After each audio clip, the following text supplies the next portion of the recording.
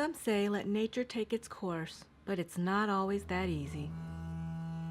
This poor little guy. He's barely hanging in there. My mother-in-law and I decided these three little guys needed a second chance. In the beginning stages, we fed them as often as every 30 minutes to an hour. It wasn't long before they were able to enjoy the outdoors.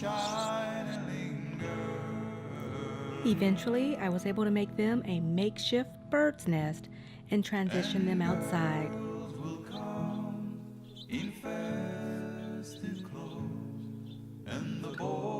After a few short weeks, they started to take flight. And the next thing you know, they had left the nest and were on their way.